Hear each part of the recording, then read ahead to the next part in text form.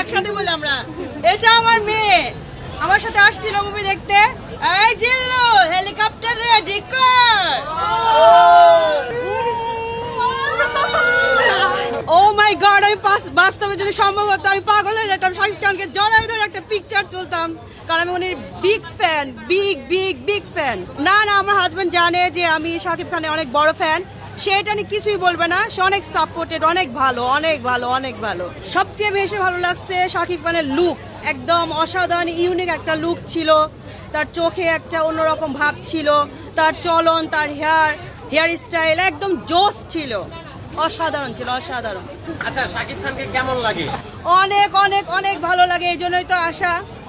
তার স্টাইল, তার মানে বচন ভঙ্গি, তার চোখ সবচেয়ে বেশি ভালো লাগে আমার। তুমি কোন শহরের পুলা গো লাগে উড়া ধুরা, তুমি কোন শহরের পুলা গো লাগে উড়া ধুরা, তোমারে যে দেখলে পারে পরানটা যাই জুড়াইয়া। সবকিছু আপনারা পজিটিভলি নেন। আমাদের যে ইন্ডাস্ট্রিকে বাঁচায় রাখছে কে? শাকিব খান।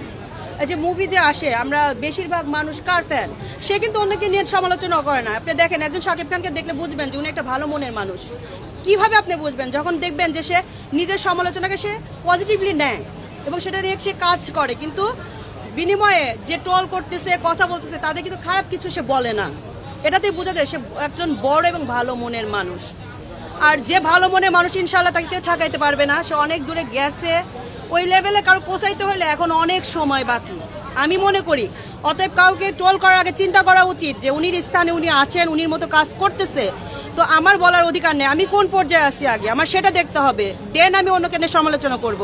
আর সমালোচনা কাকে নিয়ে হয়? যে সমালোচনা করার মতো যার ক্ষমতা আছে বা ওই অ্যাবিলিটি বা ওই যোগ্যতাটা যে অর্জন করছে, যার তাকে নিয়ে কিন্তু আপনি সমালোচনা করবেন না, কারণ তার ওই যোগ্যতাটা নাই। যার যোগ্যতা আছে তাকে নেই মানুষ সমালোচনা করে, আমি যেটা পার্সোনালি মনে করি। শাকিব খানের যে যোগ্যতা আছে ওটাকে অর্জন করতে পারতেছে না, বিধায় তাকে নিয়ে ট্রোল করে, আমি মনে করি পার্সোনাল দিক থেকে।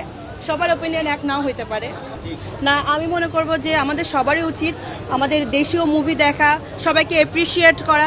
যদি আমরা এগুলো না দেখি তাহলে ছবি করবে কাদের জন্য?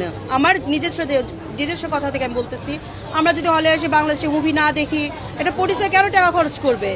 যে টাকা তো উঠতেছে না বা কেউ মুভি দেখতেছে না, তাহলে আমাদের চলচ্চিত্র আস্তে আস্তে কি হবে? ডাউন হবে। তো আমাদের সবারই উচিত বাংলাদেশে মুভি দেখা, বাংলাদেশের সাথে থাকা এবং সবাইকে এনকারেজ করা, মানে